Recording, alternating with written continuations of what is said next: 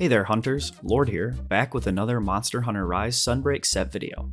In today's video, we're going to be putting together a really fun greatsword set that I've been enjoying using for the last couple days, which uses some new skills from Title Update 3 that I think really synergize well with greatsword style of play here in Sunbreak.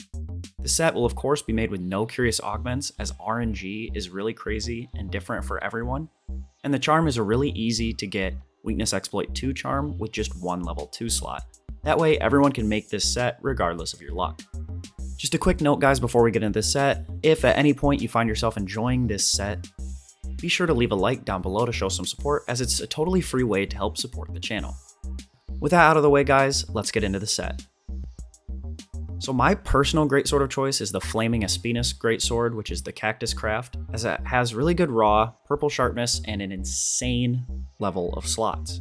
Plus, it has that hidden poison to help you get some extra damage into your hunts. However guys, there are a ton of greatsword options, so you don't have to copy me. If you have a greatsword that you already really like, you'll definitely be able to make it work with this set.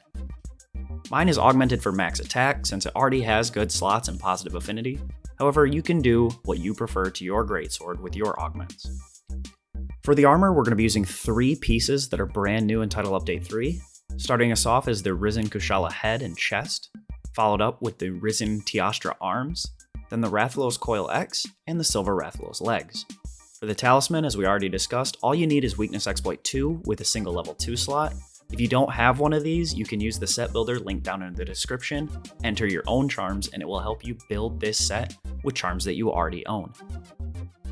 Now that you have the armor, here's what you're going to need for decorations. We're rocking with 3 attack jewels, 1 brace, 1 charger and a charger plus, 1 crit boost deco, 1 guardian and a guardian plus, 1 mastery plus, 1 mighty jewel, and 1 tenderizer jewel. You'll also have quite a few free level 1 slots. I wanted to leave those slots up to your own personal preference, as there are just so many good options for level 1 decorations now with the different Elder Blessings, with Defiance, Speed Sharpening, Stun Resistance, Recovery. There's just too much to choose, and no one really beats out the other for this set, so again, I'll leave that up to your discretion. So now you've got the armor, you've got the decorations. So before any augments, you should have Attack Boost level 7, followed by Wirebug Whisperer, Master's Touch, Crit Boost, Max Might, Weakness Exploit, Focus, and Offensive Guard, all at level 3, then finished off with Wind Mantle and Flinch Free at level 1. Of course, there are more skills, but these are the important ones for this set, so that's all I'm going to talk about. Since the best greatsword play in Sunbreak is very reliant on our Wirebug skill strong arm counter, we've really catered this set towards that as our main source of damage.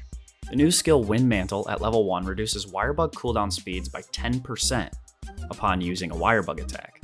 With levels 2 and levels 3 being just over a 3% reduction, I feel like it's kind of redundant to add those, so we're going with level 1, which makes our set much more efficient, and it synergizes really well with Wirebug Whisperer level 3, which allows us to use strong arm stance far more often and in quicker succession during a hunt. Focus 3 allows us to charge our hits 15% faster, so that's obviously a no-brainer for greatsword. We then have 100% crit on weak spots with Max Might active, which lets us use that Master's Touch to keep our purple sharpness without having to go for Handicraft or something like Protective Polish. We also finish it off with Offensive Guard to get us 15% more damage on well-timed strong arm stance attacks. I've also found that if you guys get good enough augments, you can swap some pieces out to fit in Intrepid Heart with the Flaming Espinas armor. Once you charge up Intrepid Heart, this allows you to get hit, but feel no knockback, essentially a Rocksteady mantle for 1 hit, which means better openings to get off your massive charge attacks. This is something to keep in mind as you add your own augmented armors. Usually I would come in with a list of skills that you could add, but for the most part, this set already covers the good basics of what we want for a greatsword set. So that's about all I have in this one, guys. If you did enjoy the video, again, I'd ask you to leave a like down below to show some support. If you're new to the channel, or if you find yourself returning to my videos, I'd ask that you consider subscribing for more great Monster Hunter content just like this. Over 93% of people watching in the last month aren't subscribed, and you can always change your mind later if you find you're not loving the content. With all that being said, guys, thank you all so much for watching. I really appreciate your support. I hope you all have a great day and happy hunting.